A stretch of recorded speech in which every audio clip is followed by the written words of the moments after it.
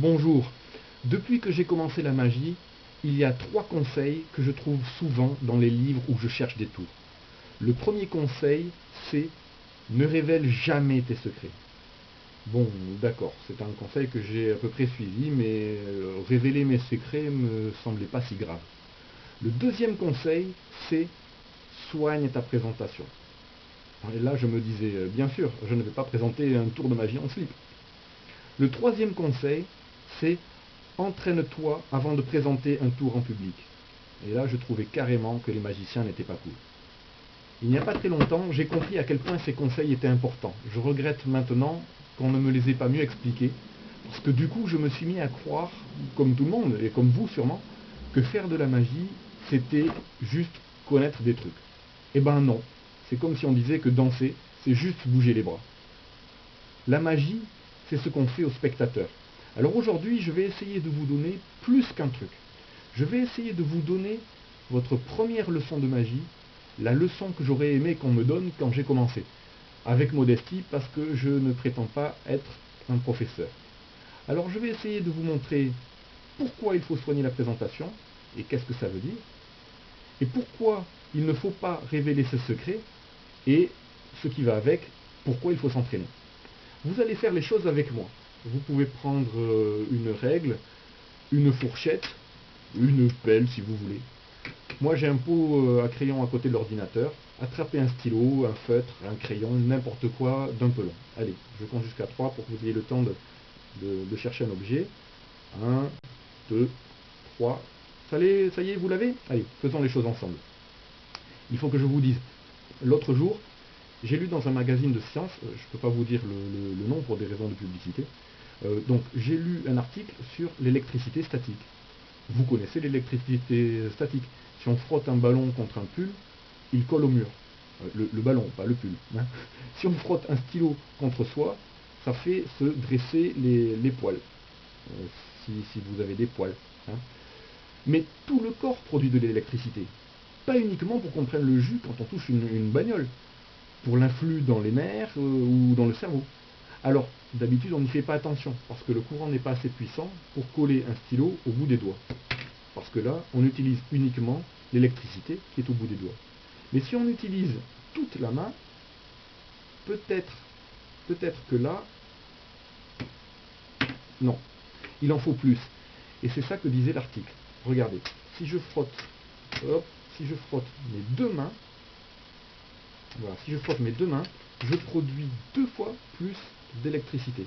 Et quand j'attrape mon poignet, je fais passer, hop, je vais retirer un petit peu ma manche, voilà. Quand j'attrape mon poignet, je fais passer dans ma main gauche toute l'électricité qui était dans ma main droite.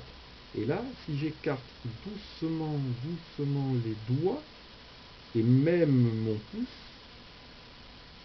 voilà, le stylo reste collé. Et on voit que c'est de l'électricité statique, parce que mon pouce, qui est chargé d'électrons, peut attirer ou repousser le stylo. Vous voyez? Je peux même renverser ma main, mais pas trop, parce qu'au bout d'un moment, même l'électricité des deux mains ne suffit plus. Voilà. Alors, quel effet est-ce que ça a eu sur vous? Vous avez trouvé ça comment?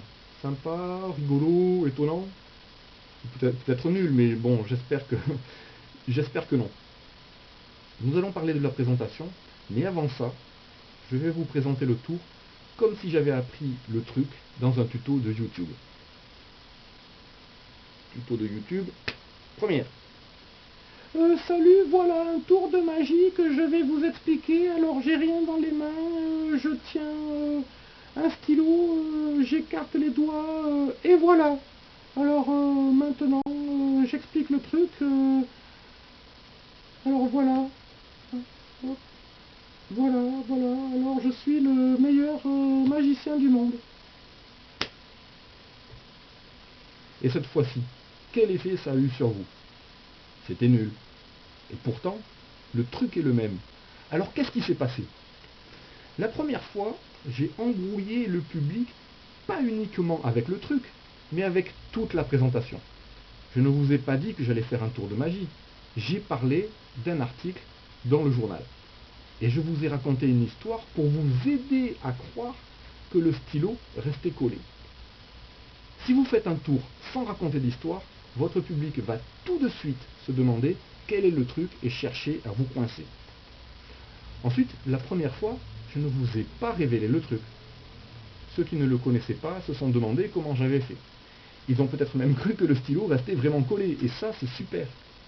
Tant que le public ne sait pas comment vous faites, il prend du plaisir, il se pose des questions, et vous êtes le plus fort. Une fois que vous avez révélé le truc, ils se disent « Ah ouais, c'est tout, ouais, c'est nul ». Surtout si le truc est aussi simple que ça. Alors, alors que vous avez vu un truc tout simple et une bonne présentation, vous bluffez les gens. Voilà ce que ça veut dire une bonne présentation. Et voilà pourquoi il ne faut pas révéler les trucs. Et il faut s'entraîner parce que si vous ne maîtrisez pas le tour que vous montrez et que vous montrez le truc sans le vouloir, ben vous passerez pour un gros nul. Alors maintenant, je vous propose un défi et une récompense. Trouvez votre version de l'histoire, ce qu'on appelle le bonus. Mon histoire d'électricité statique est sympa, mais vous pouvez faire mieux. Faites une vidéo et envoyez-la moi.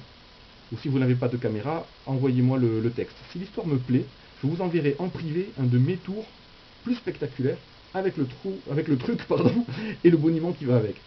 En attendant, si vous présentez ce tour et qu'on vous demande mais comment vous faites? Eh bien répondez, c'est magique.